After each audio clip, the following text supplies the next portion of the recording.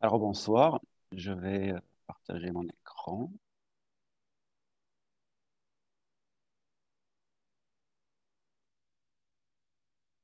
Ok.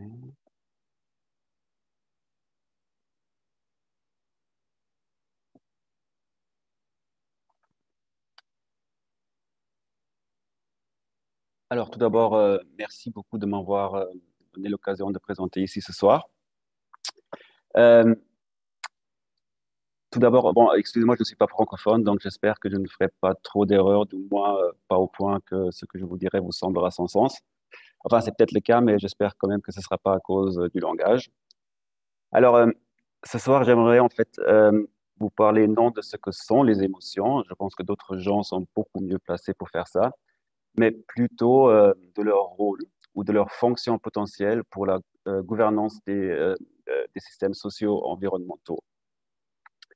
Alors l'idée que les concepts que nous utilisons déterminent notre pensée, elle n'est pas forcément nouvelle, mais elle a surtout été discutée en philosophie. Et ce soir, j'aimerais montrer en fait que les concepts que nous utilisons non seulement encadrent la façon dont nous voyons les problèmes socio-environnementaux, mais aussi qu'ils incarnent l'ensemble de solutions potentielles. Et à titre d'exemple de la façon dont cela peut en fait entraîner des conséquences indésirables, je me concentrerai sur l'application d'approches décontextualisées de la révolution verte, la Green Revolution, aux pratiques très complexes de la culture du riz à Bali, en Indonésie, dans les années 70. Et je soutiendrai ensuite que les émotions, euh, pardon, je soutiendrai ensuite que les émotions peuvent avoir un rôle très important pour une conceptualisation des systèmes socio-environnementaux plus sensibles au contexte. Notamment, elles peuvent être considérées comme source pour transcender, dans une certaine façon, notre corpus conceptuel et de servir comme fondement pour la création de nouvelles conceptualisations et de nouvelles solutions pour les problèmes socio-environnementaux. Alors, je vous prie de regarder à ces trois philosophes éminents, Weil, Wittgenstein et Heidegger, et leurs citations respectives. Je suis désolé de ne pas les avoir en français, mais je pense que néanmoins le message est assez clair. Alors, quand Wittgenstein il dit The limits of my language mean the limits of my world, et Heidegger dit Man acts as though he were the shaper and master of language, while in fact language remains the master of man. Et Weil dit A mind enclosed in language is a prison. Ils pointent en fait tous les trois vers un certain pouvoir du langage, ou plutôt des concepts qui composent notre langage sur nous. Alors, le langage, c'est-à-dire les concepts qui constituent notre langage, offrent alors les possibilités même de comprendre le monde.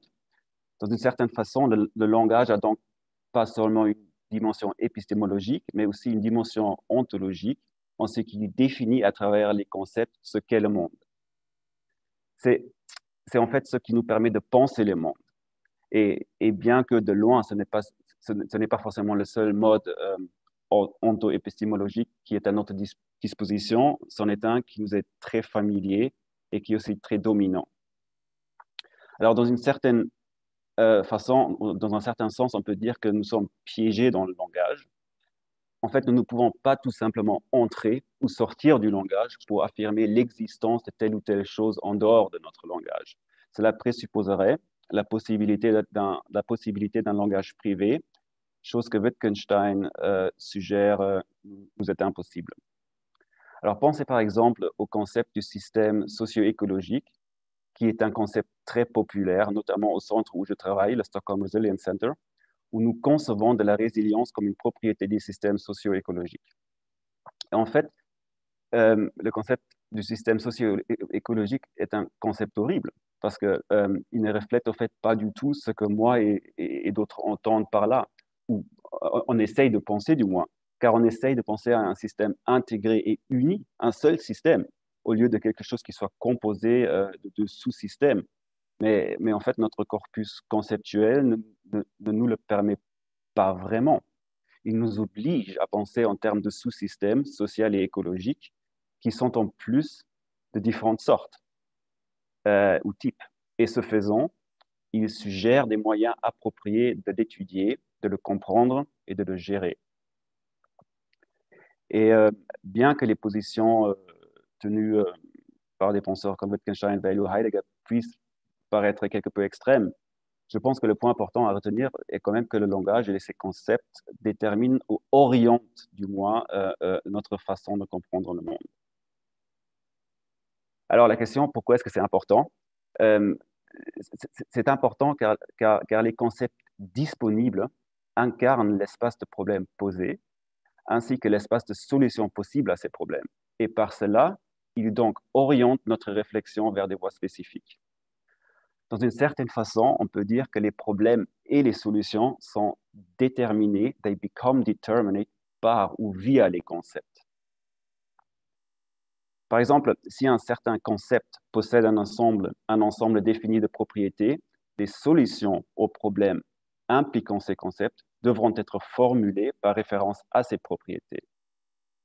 Pensez par exemple à la théorie des jeux orthodoxes, où des acteurs ont un ensemble défini de propriétés, par exemple l'information complète et la rationalité parfaite, et ils se rencontrent dans une interaction stratégique. Alors la solution à cette interaction stratégique se fera précisément sur la base de ces propriétés. Mais de ça, il s'ensuit aussi que différents concepts peuvent permettre de nouvelles perspectives et solutions. Et cela semble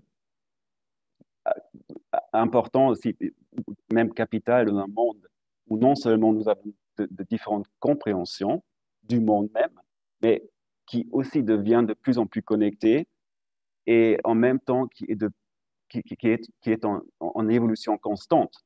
Autrement dit, ce qui semble assez important dans un tel monde, c'est de savoir si nous sommes conceptuellement équipés pour relever les défis d'un monde en évolution constante. Et cela devrait être le principe directeur de la création et de la révision des concepts que nous utilisons.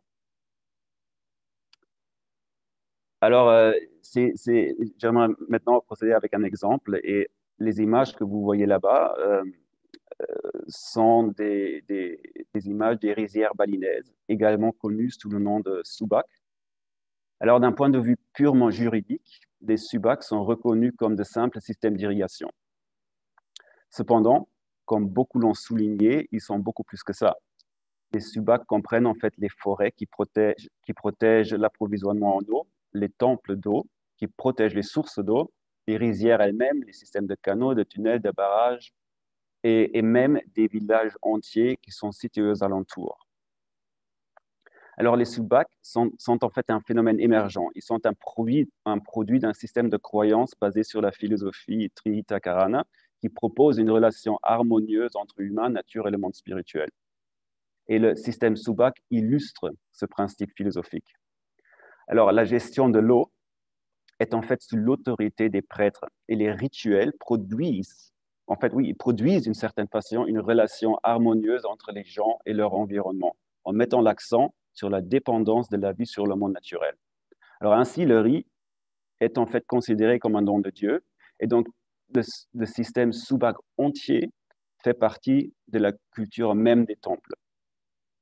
Alors par conséquent, les Subak ne sont pas seulement des canaux d'irrigation qui fournissent de l'eau aux rizières. Alors cependant, lorsque la révolution verte est arrivée à Bali dans les années 70, elle a apporté avec elle son propre ensemble de concepts technoscientifiques par lesquels les sous-bacs ont été réduits à des purs systèmes d'irrigation. Et la reconceptualisation de ce système, à travers ce vocabulaire technoscientifique, a introduit une gouvernance du système sur la base de concepts tels que la productivité, l'optimisation, en fait, des concepts qui ne faisaient pas partie, je crois, de l'approche traditionnelle. Alors, en fait, les acteurs de la Révolution verte raisonnaient avec une vision axée sur les résultats, dans laquelle l'objectif était d'augmenter la production des cultures. Ainsi, la Révolution verte a imposé des approches des solutions techniques, comme l'introduction de nouvelles espèces de riz et des fertiliseurs, issus de cette approche technoscientifique, qui est abstraite en nature et valable quel que soit le contexte. En fait, c'est une vision de l'agriculture dans laquelle les relations sociales et spirituelles n'avait pas d'importance. Alors, l'imposition des approches de la révolution verte sur les systèmes de gestion des cultures très complexes dans le cas de Bali est en effet un exemple de la puissance de certains concepts pour couvrir les différences qui comptent. Et en effet, la mise en œuvre des pratiques de la révolution verte, après une courte période de forte relance en production, a en fait conduit à une augmentation de pestes, des épidémies et des parasites. Parce que, par exemple, ils ont négligé le rôle des rituels du temple dans la coordination des pratiques d'irrigation. Alors, nous avons dit au début de cette présentation, à travers les citations de Weil, Wittgenstein et Heidegger, qu'il y a un certain déterminisme, une certaine orientation de nos concepts sur nous. Mais la question, alors, est de savoir un petit peu aussi, est-ce que ce déterminisme est total ou absolu? Et c'est ici que j'aimerais introduire la métaphore du bateau de Otto Neurath, qui compare en fait l'évolution de notre langage et des concepts qui le constituent à un bateau qu'il faut reconstruire en pleine mer.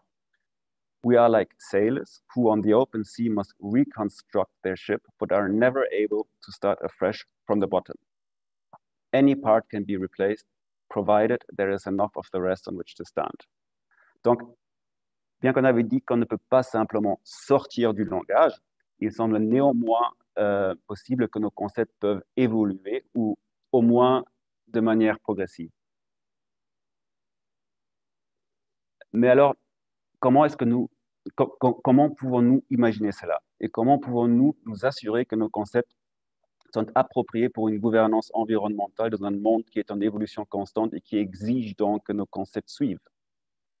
Et c'est ici que je voudrais m'inspirer du philosophe et pragmatiste américain Charles Sanders Peirce, notamment de cette discussion sur l'abduction. Alors l'abduction, comme vous le savez certainement, est une forme ou un mode de raisonnement à côté de l'induction et de la déduction. Alors l'induction et déduction, ils partent de positions opposées, mais si on peut le dire, ou si on veut le dire de manière assez simpliste, les deux départent de positions où les schèmes conceptuels sont déjà fixés et déterminés. Alors l'abduction, cependant, a le potentiel d'être différent. Là, on commence par les phénomènes et on spécule ensuite sur ceux qui auraient pu les provoquer. Alors la partie créative de l'abduction consiste ici à ce que cette spéculation ne soit pas liée ou déterminée conceptuellement. Et même si nos concepts encadrent notre pensée, on avait dit que cette détermination n'a pas besoin d'être totale. Il existe donc des moyens de transcender notre corpus conceptuel à l'aide de cette spéculation. Et cette spéculation peut se fonder sur beaucoup de choses différentes, comme apparent dans la citation du sociologue Svetbach, que je vais vous lire. Sources should be numerous and of all types. Newspapers, archives, books, dreams, daydreams, illusions, speculations, interviews, details, statistical tables, anecdotes, conversations, what is on the web, what one has overheard, and much, much more. All of one's senses should ideally be used: sight, hearing, smell, touch, and taste. Anything that provides knowledge, information, associations, and ideas for what something is like is acceptable at this stage of inquiry. The first rule of observation at the stage of discovery is anything goes. Et pour moi, c'est donc ici aussi que les émotions entrent. Alors, les émotions pourraient donc être un moyen de transcender les concepts. Alors, pensez par exemple aux émotions de joie, de colère, de peur, de surprise, de tristesse, de dégoût face à un phénomène quelconque, et des intuitions qui peuvent en dériver. Ces émotions peuvent alimenter et servir à la construction de concepts qui, à leur tour, pourront éclairer la gestion de systèmes socio-environnementaux. Alors, je vais me terminer là. Alors, mon objectif dans ce bref exposé a été de donner aux émotions une place peut-être plus légitime dans l'ensemble du processus, non pas comme quelque chose qui doit être purgé du processus scientifique et gouvernemental, mais plutôt comme quelque chose qui pourrait également nous aider, nous orienter, nous informer sur nos façons de comprendre les systèmes que nous voulons gouverner. Alors, je vais m'arrêter là et merci beaucoup. Merci beaucoup, Tillman. Merci, c'était très intéressant. Je vais voir s'il y a des questions de clarification. Est-ce que, donc Irina demande, est-ce que vous pourriez réexpliquer ce qu'est l'abduction? Euh, oui, l'abduction, en fait, par exemple, l'induction par des particuliers pour arriver à des lois de vérité spécifiques, mais l'abduction commence avec un phénomène et ensuite spécule spécule et pense sur ce que aurait pu provoquer ce phénomène. Donc, c'est une direction, c'est un mode de raisonnement différent. Et comme il y a le focus sur le phénomène, l'idée est que à travers cette abduction créative, on peut penser à d'autres façons qui auraient pu provoquer ce phénomène.